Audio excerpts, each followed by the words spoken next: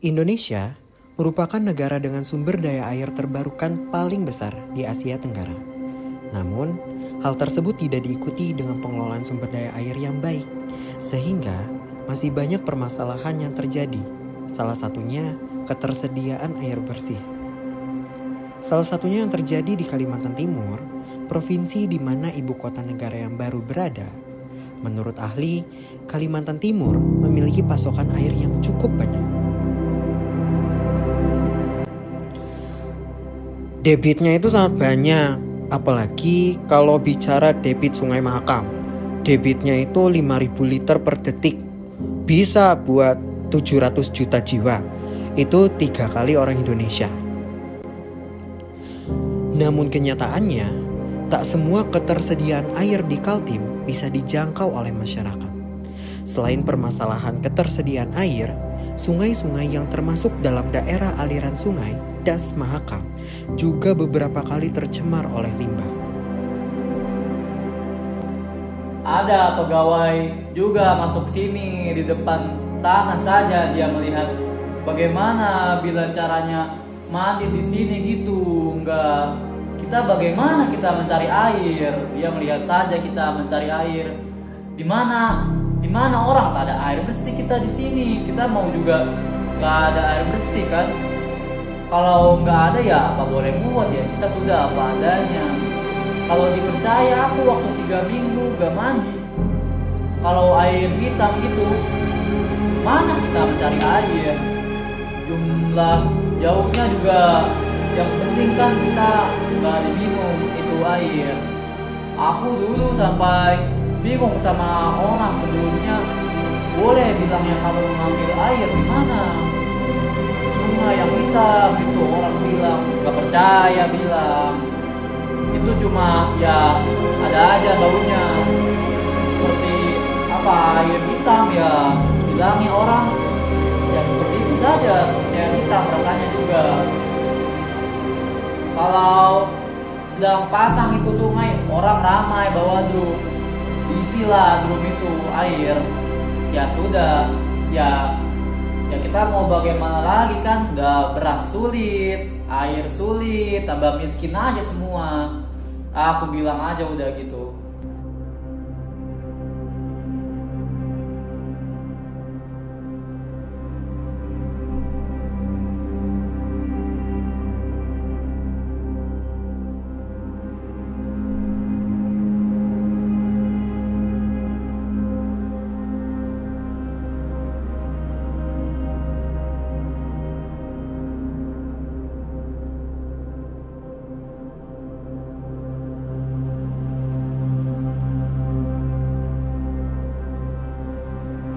Nah, itu tadi tuh yang barusan rapat antisipasi ini.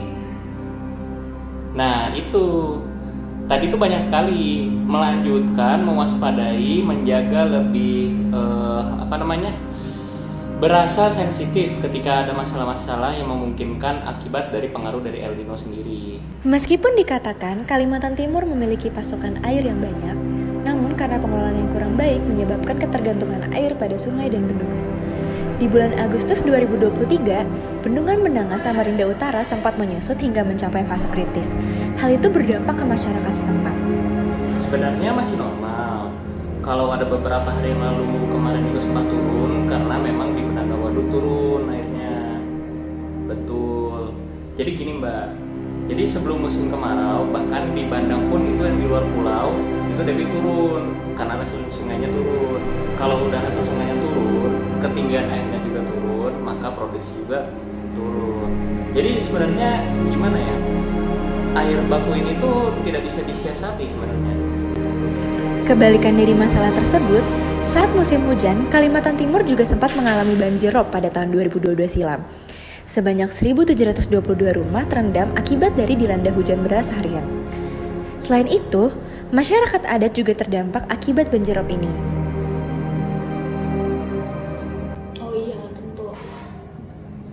Masyarakat di sini kalau udah banjir tuh, kalau misalkan udah hujan gede itu langsung dipindah ke gunung, karena kalau udah banjir itu di sini sampai setengah rumah tingginya. Iya, makanya harus dipindah karena ya itu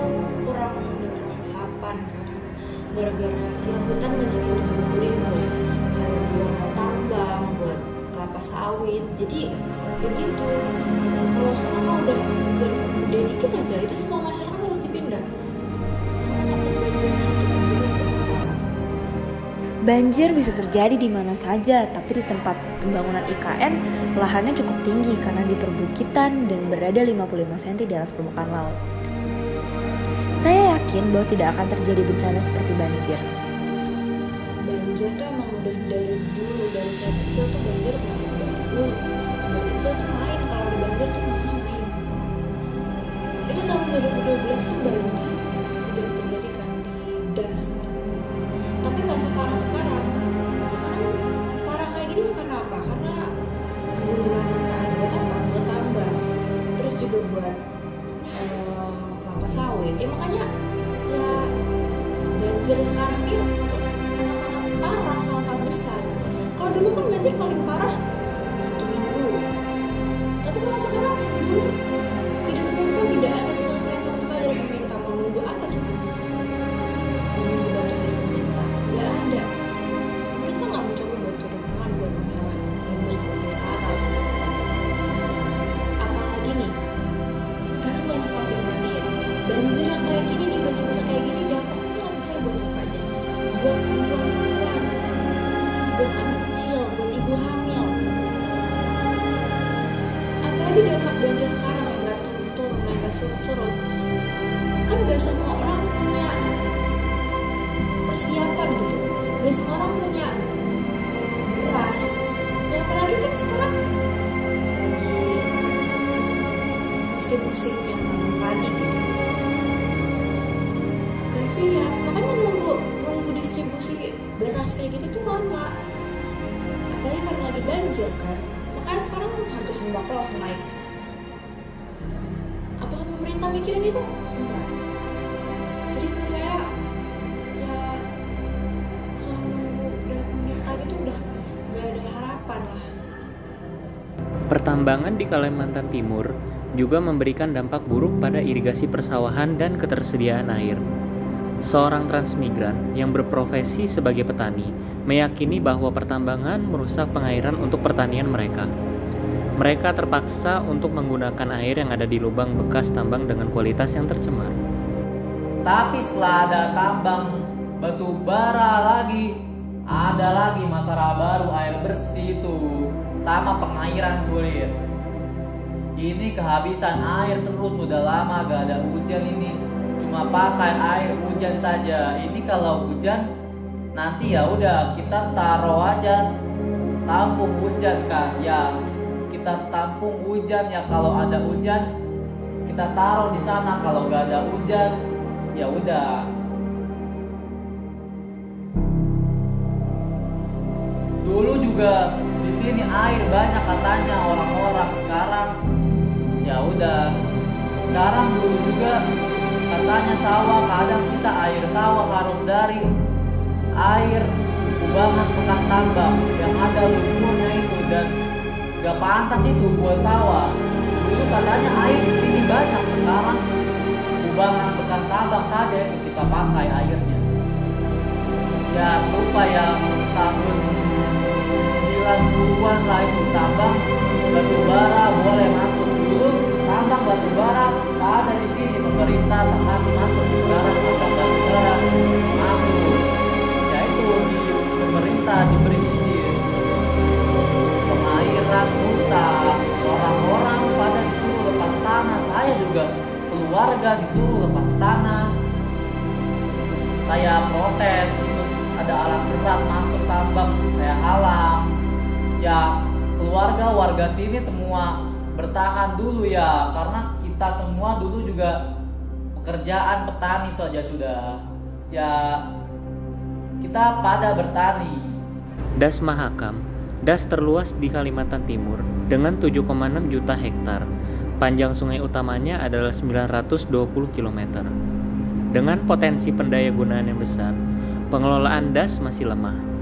Mislan, Ketua Forum Das Mahakam, menjelaskan bahwa pengelolaan das memiliki permasalahan utama dalam aspek kelembagaan. Tidak adanya badan khusus yang mengelola das dari hulu ke hilir, menjadi alasan lemahnya pengelolaan Das Mahakam ini. Pengelolaan sumber daya air di Kalimantan Timur ini masih terbilang masih lemah ya. Iya, salah satu permasalahan utamanya itu di aspek kelembagaan. Pengelolaan sumber daya air di Kalimantan Timur itu lemah di koordinasinya, integrasinya, sinkronisasinya, dan sinerginya. Nggak bisa, soalnya nggak ada satu badan yang punya otoritas penuh dalam pengelolaan das dari hulu ke hilir. Kalau nggak ada itu nggak bisa. Soalnya das Mahakam itu lintas administrasi, lintas disiplin ilmu harus ada. Jadi pengelolaan das Mahakam itu harus dilakukan secara bertahap, terukur, berkelanjutan, dengan pembiayaan yang cukup. Salah satu prioritasnya dalam pengelolaannya itu perlindungan dan pemulihan daerah tangkapan airnya, terus pengendalian perizinan, pemanfaatan lahan, dan rehabilitasi daerah aliran sungai. Penelitian Parsons dan Fisher tahun 2020 memberikan alternatif baru terkait pengelolaan sumber daya air dengan pendekatan pada tindakan masyarakat adat dalam mengelola air. The beliefs and values of indigenous people can provide important insights into human relationship with nature. Indigenous worldviews can offer alternative solutions to restoring degraded ecosystem and suggest new frameworks for building a more sustainable, holistic, and equitable approach to the management of natural resources.